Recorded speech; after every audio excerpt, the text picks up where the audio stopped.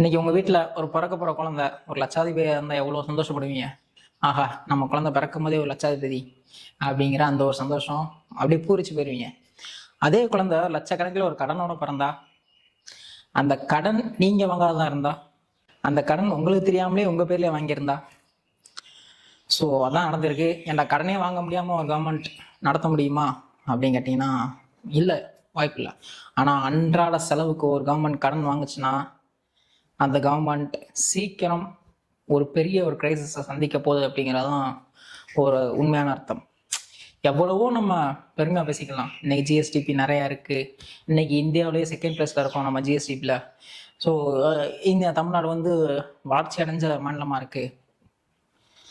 ஆனால் ஒரு சின்ன ஓட்டை தான் மொத்த கப்பலையும் முழுகடிச்சிடும்.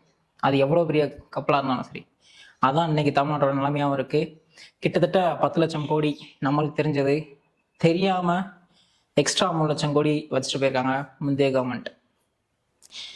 அதாவது இவங்க என்ன பண்ணியிருக்காங்க அப்படின்னா, அவங்களோட அந்த நலத்திட்டங்களை செயல்படுத்துறதுக்கும் அன்றாட ஒரு ஸ்டேட்டை நடத்துறதுக்கும் அந்த டே டு டே எக்ஸ்பென்சஸ்க்கு அவங்க வந்து கடன் வாங்கியிருக்காங்க. அது வந்து மேலும் மேலும் மேலும் மேலும் வாங்கி வாங்கி வாங்கி வாங்கி 75 வருஷமா வாங்காத ஒரு கடனை, அதாவது முந்தி 60 வருஷம் வாங்காத கடனை இந்த ஒரு 5 வருஷத்துல, கடந்த ஒரு 5 வருஷத்துல வாங்கி வச்சிருக்காங்க. அப்படின்னா எப்படி, எதனால இவ்வளவு தூரம் வந்துச்சு அப்படிங்கிற வந்து சுத்தமாக தெரியல. முந்தானத்து ஃபினான்ஸ் மினிஸ்டர் வந்து வெள்ளை அறிக்கையை வெளியிடும் போது பல விஷயங்கள் சொன்னாங்க. 2021 ஒரு வெள்ளை அறிக்கை வெளியிடப்பட்டது. அதில் ஸ்டாலின் அவர்கள் வந்து என்ன சொன்னார் அப்படின்னா, 60,000 ரூபா ஒரு தனிநபர் மேலே இந்த போன அரசு வந்து கடன் வாங்கிட்டு வச்சுட்டு போயிருக்கு. 60,000 எங்கே இருக்கு, இப்போ 1.5 லட்சம் எங்கே இருக்கு? கிட்டத்தட்ட 4 மடங்கு அதிகமாக நம்ம மேலே கடன் சுமை ஏற்றிட்டு போயிருக்காங்க. இது வந்து நம்ம தான் அடைச்சாகணும். டைரக்டாக போய் அடைக்கிறோமோ, இன்டைரக்டாக டாக்ஸஸ் மூலியமாக அடைக்கிறோமோ, அது வந்து எப்படிங்கிறது தெரியல. இதன் மூலியமா தெரிய வருது என்னன்னா, அவங்க ஒரு ரெவன்யூக்கு அவங்க எந்த ஒரு மெனக்கெடுமே எடுக்கல அப்படிங்கிறதாங்க அர்த்தம்.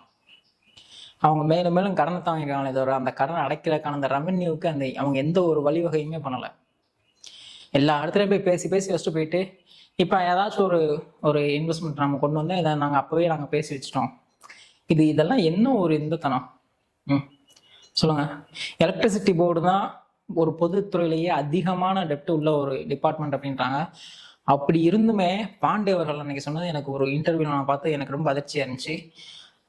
ரொம்ப ஹை குவாலிட்டி நட்ஸாக இருக்கட்டும், 5 ஸ்டார் ஹோட்டலில் டீயாக இருக்கட்டும், டிஃபனாக இருக்கட்டும், அதெல்லாம் தவறாமல் அவன் கேபினுக்கு வந்துடுவான். யார் கேபினுக்கு? மினிஸ்டர் கேபினுக்கு, எலக்ட்ரிசிட்டி போர்டு மினிஸ்டர் கேபினுக்கு நேரம் தவறாமல் வந்துடுவான். ஏன்னா அவங்களுக்கு இருக்கிற பல பிரச்சனைகளை சமாளிக்கிறதுக்கு நிறையா சக்தி தேவைப்படுதுல.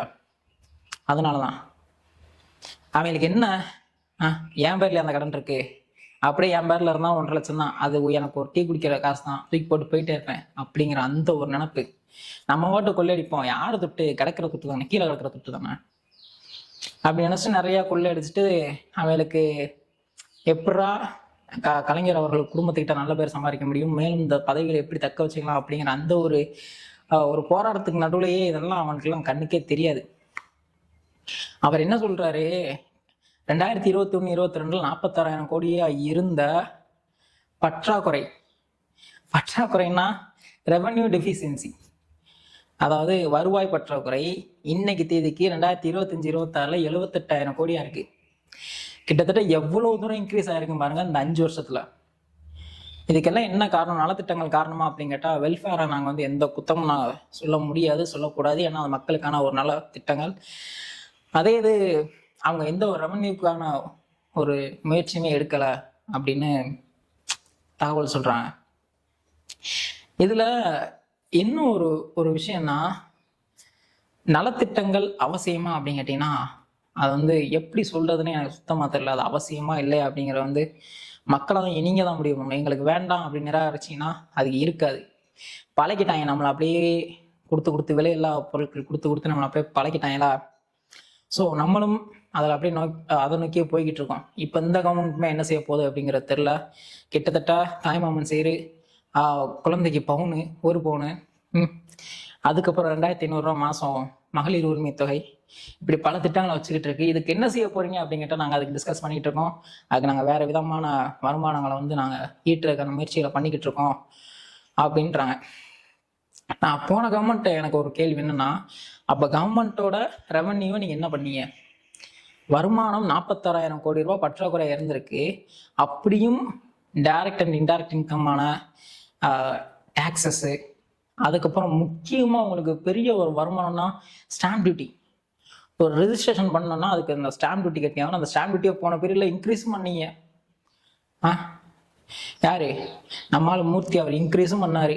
அப்பையும் அதை இன்க்ரீஸ் பண்ணி அந்த குடும்பத்துக்கு தான் நீங்கள் சம்பாரிச்சு கொடுத்துருக்கீங்கன்னா, அதே மாதிரி டாஸ்மார்க்கில் பாட்டிலோட விலையும் கூட்டினீங்க, எக்ஸ்ட்ரா 10 ரூபா வாங்கினீங்க. இதெல்லாம் எடுத்து உங்கள் கட்சிக்காகவும் உங்கள் தலைவரோட குடும்பத்துக்காகவும் உங்கள் குடும்பத்துக்காகவும் செலவு பண்ணிட்டீங்க. அப்படி தானே? ஏன்னா இத்தனை வருஷத்துல எவ்வளோ ஒரு இது நடந்திருக்கும், எப்படி சொல்றது, ரிஜிஸ்ட்ரேஷன்ஸ்க்கு நடந்திருக்கும், அதுக்கு எவ்வளோ முறைகேடுகள் நடந்திருக்கும், எவ்வளோ ரெவன்யூக்கள் மறைக்கப்பட்டிருக்கும் அப்படிங்கிறது வந்து உங்களுக்கு தான் தெரியும். பொதுவாக ஆர்டிஐ போட்டு நாங்கள் எடுத்துக்கலாம் இவ்வளோ நடந்திருக்கு அப்படின்னு சொல்லலாம். ஆனால் உள்ள என்ன நடந்திருக்கு அப்படிங்கிறது உங்களுக்கு தான் தெரியும்.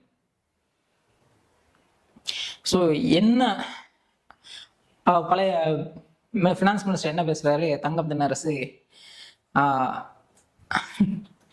கண்டிப்பா தாவேக்காக மட்டும் எங்களோட அதிகமா கடன் வாங்கும்.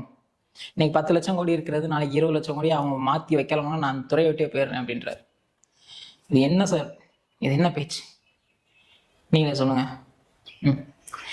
ஐயா இது இது இது இது நடந்துச்சு, இப்படி இப்படி பண்ணணும், இப்படி இப்படி பண்ணுங்க அப்படின்னு ஏதாச்சும் ஒரு, எல்லாருமே பழிய போடுறதுதான் ரெடியா இருக்கீங்களே தவிர அதுக்கான தீர்வை கொடுக்கறதுக்கு யாருமே ரெடியா இல்லை.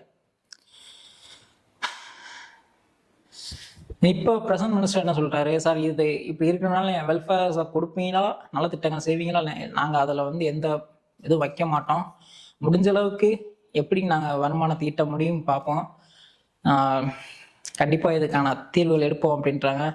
இந்த பிரசங்கம் மட்டும் எடுக்க முடியலன்னா அவ்வளோதான், இது மேலும் மேலும் போய்கிட்டே இருக்கும். நாளைக்கு என்ன நடக்கும் அப்படிங்கிறது திவால் தான், வேற ஒன்றும் கிடையாது. கவர்மெண்ட் திவாலாகும், எல்லாமே ஹை லெவலில் போயிடும். டாக்ஸஸாக இருக்கட்டும், ஒரு ப்ராடக்டோட ப்ரைஸாக இருக்கட்டும், நீங்கள் ₹1 விற்கக்கூடிய ஒரு பல்கம் அடுத்து 10 ரூபா 20 ரூபா ரேஞ்சுக்கு போகும். இதை கட்சி பாகுபாடு இல்லாமல் இதை எப்படி இது பண்ணுறது? அவர் மிகப்பெரிய ஒரு ஒரு குற்றச்சாட்டு என்ன வைக்கிறாருன்னா, ரெவன்யூ லீக்கேஜ்னால தான் இவ்வளோ பெரிய பிரச்சனை வந்திருக்கு அப்படின்றார். இப்போ பெரிய பெரிய அந்த துறைகளில் அந்த டாஸ்மாகாக இருக்கட்டும், மறுபடியும் அந்த ரெண்டுலேயுமே ரெஜிஸ்ட்ரேஷன் டிபார்ட்மெண்ட்டாக இருக்கட்டும், டாஸ்மாகாக இருக்கட்டும், இதில் ரெண்டுலேயுமே ஊழல்கள் வந்து நிறையா நடந்திருக்கு. இன்டைரக்டாக அவங்க வந்து எப்படி சொல்கிறது, அந்த வருமானத்தை வந்து அடிச்சுட்டு போயிருக்காங்க. பல ஊழல்கள் வந்து நடந்திருக்கு.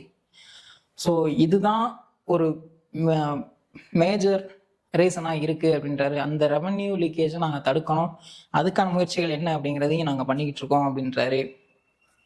ஸோ என்ன நடக்க போகுதுங்கிறது தெரில. திமுககாரங்க என்ன செய்ய போகிறாங்க, அவங்க இதுக்கு என்ன பதில் சொல்ல போகிறாங்க ஒன்றும் தெரியல. இப்போ அந்த கவர்மெண்ட் என்ன செய்ய போகுதுன்னு தெரியல. ஊழல்ன்றது ஒரு எப்படி சொல்கிறது, கரையான் மாதிரி, அதை அப்படியே அரைச்சி எவ்வளோ பழமையான தேக்காக இருந்தாலும் ஸ்ட்ராங்கான தேக்காக இருந்தாலும் ஈஸியாக அரைச்சி உடச்சி எடுத்துரும்.